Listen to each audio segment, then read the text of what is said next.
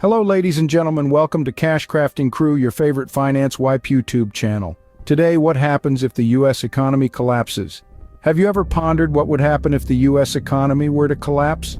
A daunting question indeed, but one that we can't simply brush under the rug. It's a hypothetical scenario that could have far-reaching implications, not just for the United States, but for the entire world. You see, the US economy isn't just any economy, it's a global powerhouse, a behemoth that drives and influences the course of the world's economic tide. It's the largest economy on the planet, and it's deeply intertwined with economies across the globe. When the US economy sneezes, the world catches a cold. So the question isn't just about the United States, it's about all of us. Picture a network of wires, a complex web of connections, linking economies from Tokyo to Toronto, from Sydney to Stockholm. That's the world economy, and right at the heart of it is the US economy. It's the hub, the nucleus, the beating heart, driving the ebb and flow of global commerce. Now imagine if that heart were to stop, even for a moment. The ripple effects would be felt far and wide. Stock markets would plummet, currencies would fluctuate wildly, and economies around the globe would reel from the shock. The world as we know it would change, and not for the better. But before we get ahead of ourselves, let's make one thing clear. This is not a doomsday prophecy, nor is it a prediction of imminent economic collapse. Rather, it's a thought experiment, a way to understand the interconnectedness of our global economy and the pivotal role the US plays within it. So as we journey through this exploration, remember, it's not about spreading fear or panic, it's about understanding, about gaining a clearer picture of the economic landscape we all inhabit. It's about being prepared, being informed, and being aware. So let's delve into the current state of the US economy and examine the potential warning signs. The US economy, as of now, appears strong on the surface, but what lies beneath? Let's start by talking about one of the most commonly referenced indicators of economic health, the gross domestic product, or GDP. This is the market value of all final goods and services produced within a country in a given period. As of now, the US GDP is robust, showing a steady growth. This is a good sign. It means businesses are producing, people are working, consumers are spending, and the economic engine is humming along. But let's not forget, the GDP is a broad measure. It doesn't tell us about the distribution of wealth, nor about the debt that's being accumulated to fuel this growth. And that's where we see the first signs of potential trouble. The US federal debt is soaring, reaching heights that many economists find alarming.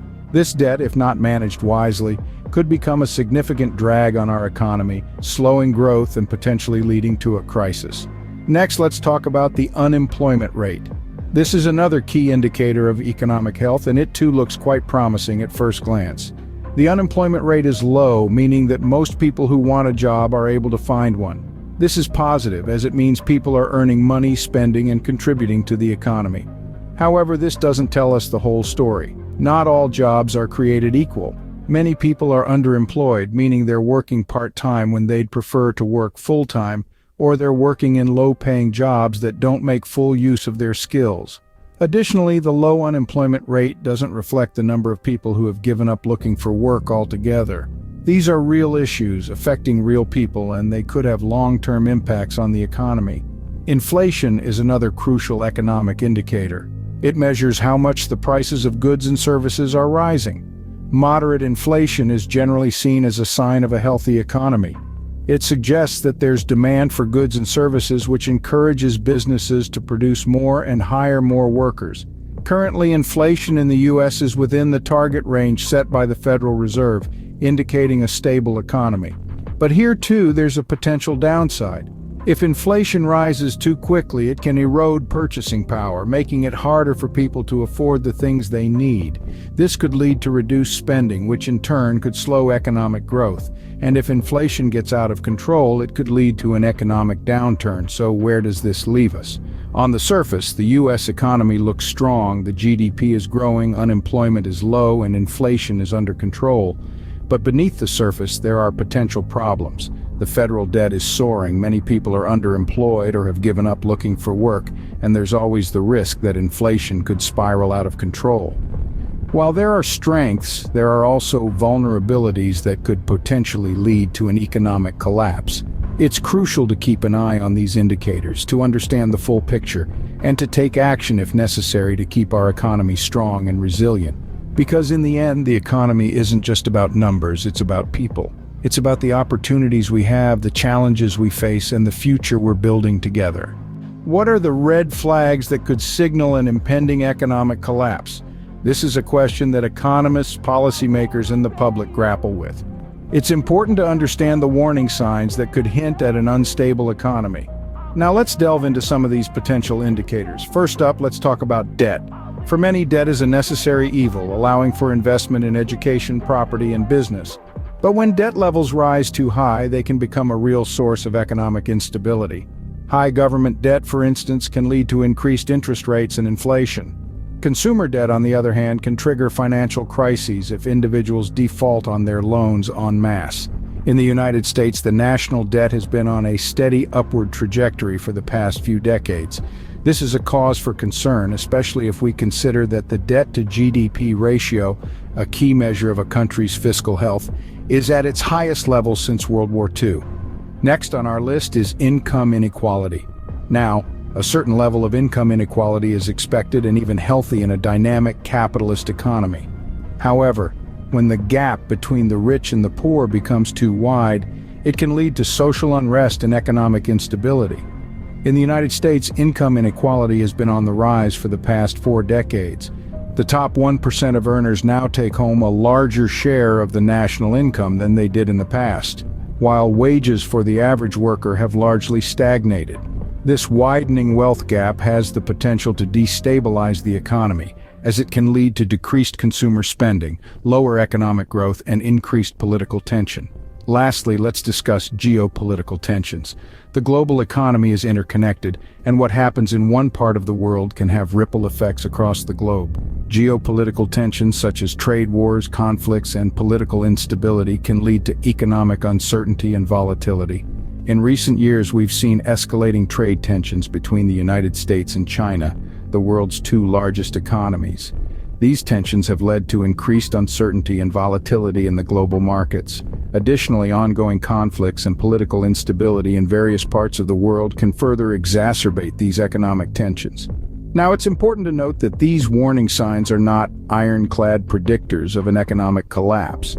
Economies are complex, dynamic systems, and there are many factors at play. However, by understanding these potential red flags, we can better prepare for and possibly mitigate the impacts of economic instability.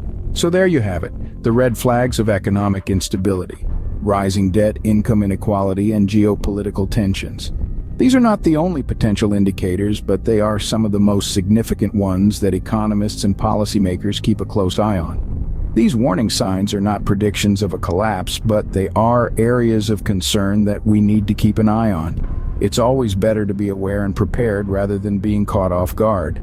So let's keep our eyes open and continue to explore this fascinating and crucial topic. What would a U.S. economic collapse look like, and who would it affect the most? This question looms large as we delve into the potential impacts of such a cataclysmic event. An economic collapse is not a simple scenario, nor one that can be easily navigated. It's a hurricane of financial chaos, sweeping through every corner of society, leaving no stone unturned. Unemployment would skyrocket, with businesses closing down and job opportunities drying up. Millions of Americans would find themselves without a steady income, struggling to make ends meet, and facing the harsh reality of financial insecurity. The ripple effect of such a massive wave of unemployment would be felt far and wide. Consumer spending, the lifeblood of the U.S. economy, would plummet.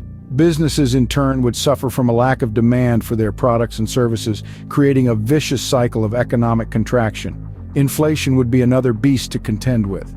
As the government pumps more money into the economy to stimulate recovery, the value of the dollar could dramatically decrease.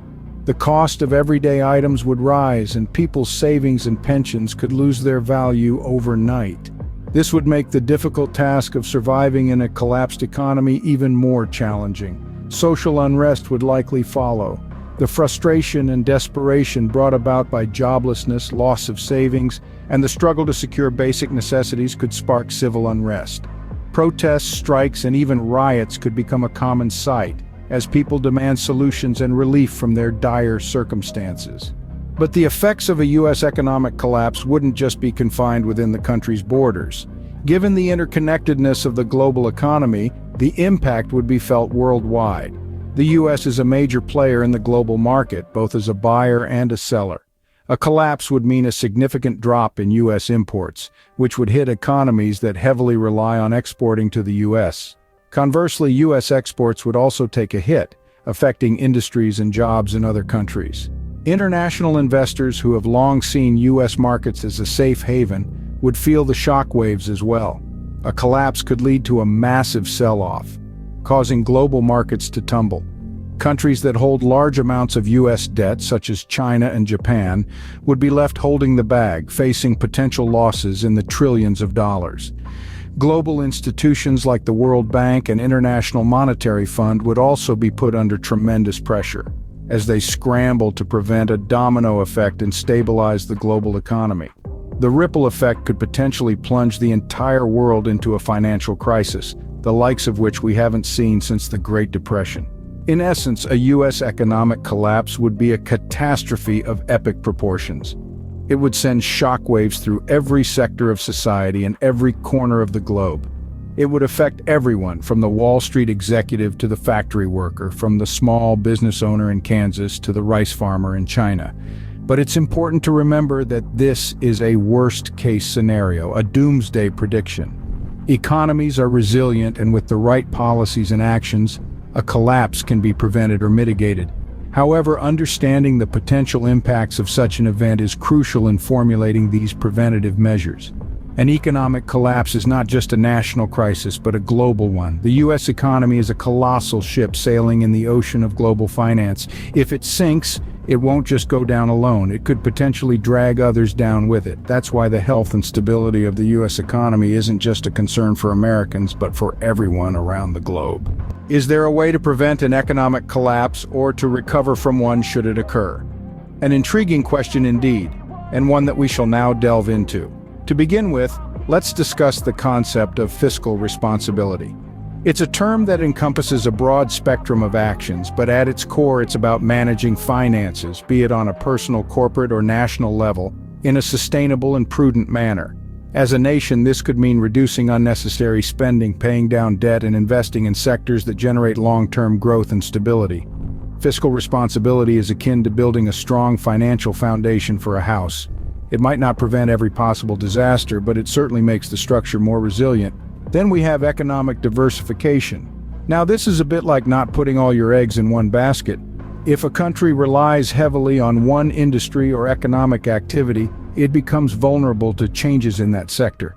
However, if it diversifies across various sectors, manufacturing, agriculture, technology, and so on, it can better weather economic storms.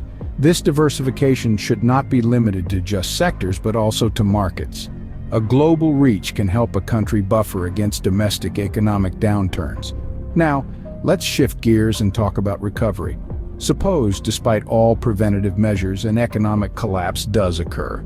It's a daunting scenario, but not an insurmountable one. The key lies in resilience and adaptability. Resilience is about bouncing back. It's about taking a hit and getting back up again. For an economy, it means having the mechanisms in place to recover from shocks. This could be through having robust financial systems, strong institutions, and sound economic policies. Resilience also involves learning from past mistakes and using that knowledge to build a stronger, more robust economy. Adaptability, on the other hand, is about being flexible and responsive to change. It's about recognizing that the world is dynamic and that what worked in the past may not work in the future. An adaptable economy is one that can shift as needed, whether that means transitioning to new industries, embracing innovative technologies, or restructuring economic policies. Recovery is a process. It's a journey that requires not just resilience and adaptability, but also patience, determination, and a collective will to rebuild and move forward. It's about recognizing that while the road may be long and arduous, the destination, a stable, prosperous economy, is worth the effort. It's also important to remember that prevention and recovery are not mutually exclusive. They are two sides of the same coin. The steps we take to prevent an economic collapse, Fiscal responsibility and economic diversification can also aid in recovery. Similarly, the traits that facilitate recovery, resilience and adaptability, can help prevent future collapses. It's a continuous cyclical process of learning, adapting, and growing. So, is there a way to prevent an economic collapse or to recover from one should it occur? Yes, there is. It involves a combination of proactive measures, strong systems, and a willingness to adapt and evolve. It's not easy and it's not quick, but it's certainly possible. Prevention is better than cure, but recovery is not impossible. Remember that.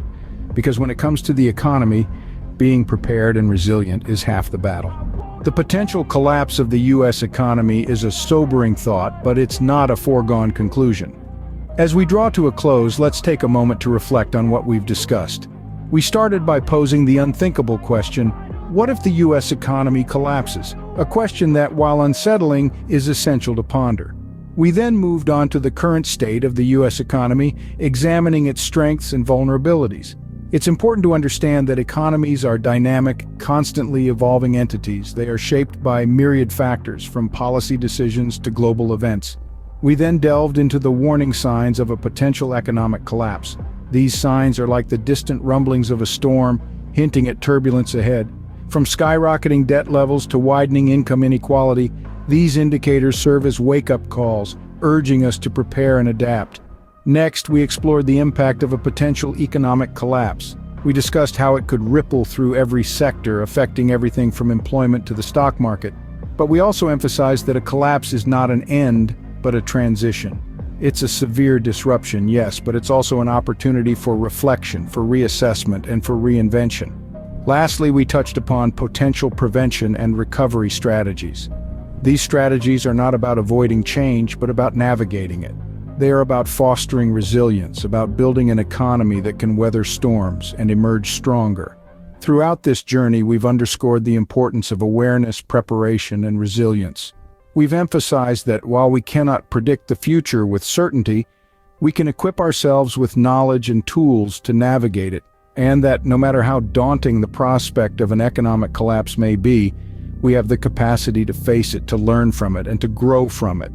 While the possibility of a collapse is daunting, we have the knowledge and tools to navigate potential challenges and emerge stronger. Because after all, the story of humanity is one of resilience, of rising from the ashes time and time again. We hope you liked the video. If so, it would help us a lot if you left us a comment, since the YouTube neural network values this very much and thus recommends our videos to more people. Give it a like and activate the bell so that you receive a notification when we upload our next video. So see you soon. Greetings.